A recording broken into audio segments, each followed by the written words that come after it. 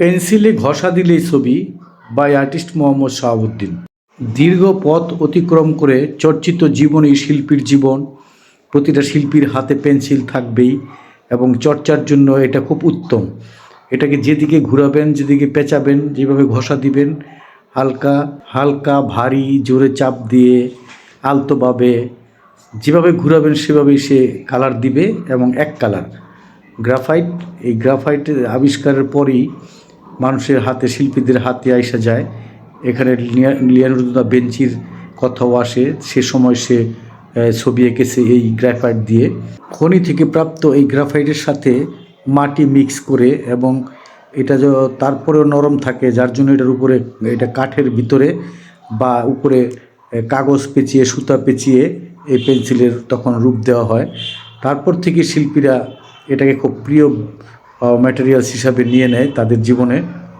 বিশেষ করে ড্রয়িংয়ের জন্যই খুব উত্তম, এবং এটা যেহেতু মুছা যায় ইরেজার ব্যবহার করে, রাবার দিয়ে, যার জন্য এটা আপনার সহজ হয়ে যায়। আর এইখানে যে কাজটি দেখতেছেন, এটি আমি শিল্পী মোহাম্মদ শাহাবুদ্দিনের আঁকা, এবং আমি দেখাচ্ছি কিভাবে আপনারা ছবি আঁকবেন পেন্সিল দিয়ে। তো এটা আমার ধরেন প্রায় 40 বছরের সাধনার ফল এখানে উপস্থাপন করতেছি। এবং যারা নতুন পেন্সিলের কাজ শিখতেছেন তাদের একটু টুকটুক করে কাজ করতে হবে। টুকটুক করে না করলে হবে না, মিলাতে পারবেন না। আবার মাপঝোপগুলি শেখার বিষয় আছে। আমি আমার আগের এই যে পেন্সিলের ফুটেজগুলোতে কিছু মাপঝোপের কথা বলেছি, প্রয়োজন হলে আজকেও কিছু কথা বলে দিব। তো আপনারা যদি এটা পুরোটা দেখেন তাহলে একটা আইডিয়া নিতে পারবেন যে আসলে ঘষাগুলো আমি কীভাবে দিচ্ছি, কোন জায়গায় কীভাবে ঘষা দিচ্ছি, কোন জায়গায় ধরেন একটু নিচের দিকে নিতে হবে, কোথায় উপরের দিকে উঠাতে হবে। সেই জন্য পেন্সিলের ক্যারেক্টার টোন বলে, সেই ক্যারেক্টার টোনগুলো দিতে হয়।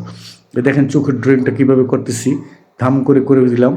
এবং ওইখানে দেখেন ডার্ক আছে, ওই যে বুরুর নিচে যে ডার্কটা থাকে চোখের কুঠুরিতে, ডেপতে। তো এরপরে আমি ধরেন বলছি যে যদি আপনারা এই মানুষ অবয়ব করতে চান তাহলে অবয়বের হাতায় হাতায় দেখতে হবে কোন জায়গায় ডেপথ আছে, হাড় কোথায় নিচা, কোথায় উঁচা।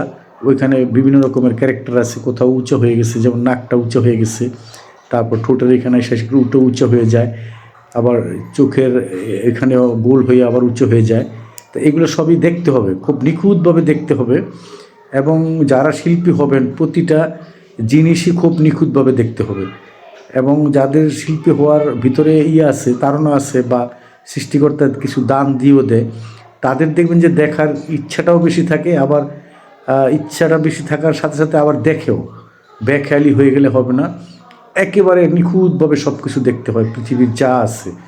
ড্রয়িং তো এরকমই। ড্রয়িং নিতে হলে আপনার অবয়ব, গাছের অবয়ব, মানুষের এই অবয়ব, বিভিন্ন রকমের জিনিস আমরা নিজেরা আবিষ্কার করছি, হাঁড়ি পাতিল, দা বডি কুড়াল, সব কিছুর যে এই যে রূপটা দেওয়া হয়েছে সবই ড্রয়িং। এই ড্রয়িংগুলো আপনাদের খুব নিখুঁতভাবে দেখতে হবে, পুঙ্খানুপুঙ্খানুভাবে। না দেখলে আপনারা এটা মাথায় নিতেও পারবেন না বা ছবি আঁকতেও পারবেন না। তো এই যে আমি ধরেন এই ছবিটা ধরেন 10-12 মিনিটে আঁকে ফেলছি।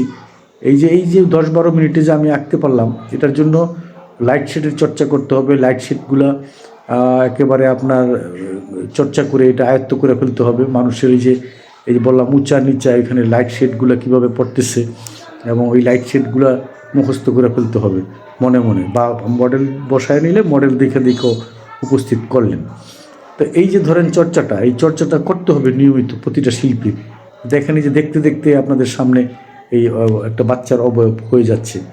তো এইটা করার জন্য তো একটা সময় লাগবে। এরকম ওই যে পেন্সিলের যে ঘষার ব্যাপারগুলো বললাম আমি, first tone, second tone, third tone, fourth tone দিয়া আপনার কোথাও পেন্সিল আলতোভাবে ঘষা দিবেন, কোথাও জোরে ঘষা দিবেন। তো এই যে দেওয়ার পদ্ধতিটা, এটা আবার পেন্সিলের হাত ঘুরানো যায়, হাত ঘুরে ঘুরে আঁকবেন। এইখানে আমি 4B দিয়ে আঁকতেছি। তো 4Bটা হইলেই ভালো হয় আমার জন্য। তারপর 3B আছে, 2B আছে, সেগুলো ব্যবহার করতে পারেন।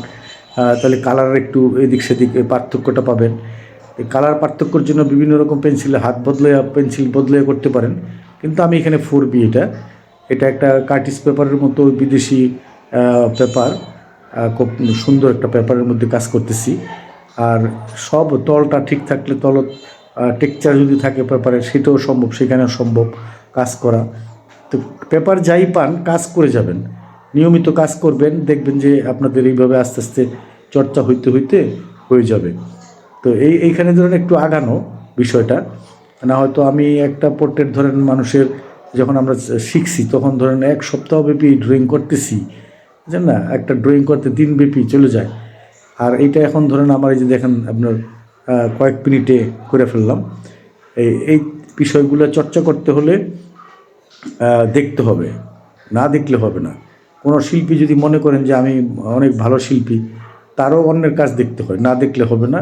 সারা জীবনব্যাপী চর্চা করতে হবে এবং চর্চা সবাই আমরা করতে থাকি, তাহলে আমরা সমস্ত পৃথিবীর এই ড্রয়িংয়ের বিষয়টা একটা জায়গায় আমরা নিয়ে নিতে পারবো। চোখ দুটোর মাঝখানে একটা চোখের স্পেস থাকবে, তারপর চোখের যে স্পেসটা মাঝখানের ওইখান থেকে বরাবর নিচে নাক হবে, আবার ধরেন চোখের বল বরাবর ঠোঁটের ড্রয়িংটা হবে। আর নাক আর ওই যে যে আপনার বুড়োর যে পুরো নাকের মাপটা অনুযায়ী বরাবর পিছনে গিয়ে কান হবে।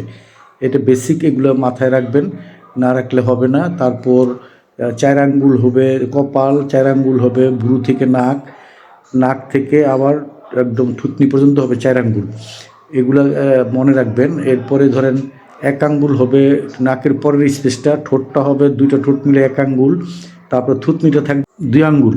এই হলো বেসিক মাপ। তারপর দেখে দেখে আবার এক একজনের মাপের একটু তফাৎ থাকে এদিক সেদিক, সেগুলো আবার চেষ্টা করবেন দেখে দেখে নির্ণয় করা। কারো নাকটা একটু বেশি বড় থাকে, কারো ছোট থাকে। তো ধন্যবাদ সকলকে, আমার জন্য দোয়া করবেন। আর এই ফুটেজগুলা একটু সরাই দেওয়ার চেষ্টা করবেন, তাহলে যারা ছাত্র আছে উপকৃত হবে।